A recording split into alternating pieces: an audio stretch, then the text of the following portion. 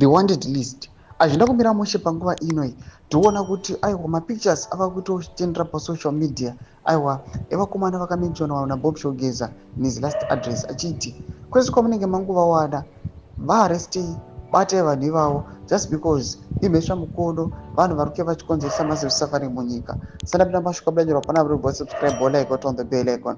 TV na BBC mudanyira chiti checkpoint Mayor of Harare Jacob Mafume is one of those Zvigananda whom Geza said they must be arrested. Ampoisa mapictures amuri kuona ana Delish Ngwaya arikunzi aiwa is the mastermind of 162 million USD yekuJiob Pomona Waste Management scandal. Toona vana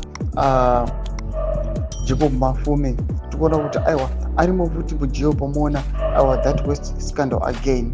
Tikuona Wicked Chivayo arikunzi aiwa ndo chibaba chicorruption case baba chinzi aiwa ane 1.1 billion rand panguva ino yakabiwa through ZEC.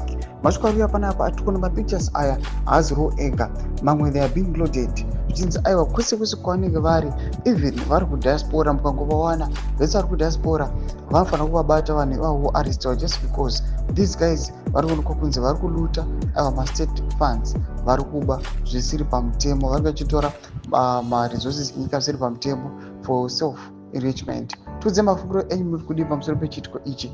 Chatiri kuona kuti aiwa muzuva nhasi zvatiri kuona some of the people they've stayed aiwa in their homes. Vamwe vari kutya vakateedzera kumashoko aiwa the Public Service Commission aiwa ndo vari kuonekwa vachienda kumabasa. Tudze mafungiro enyu muri kudii pamusoro pechitiko ichi muna comment section yedu. Subscribe like, hit the bell icon.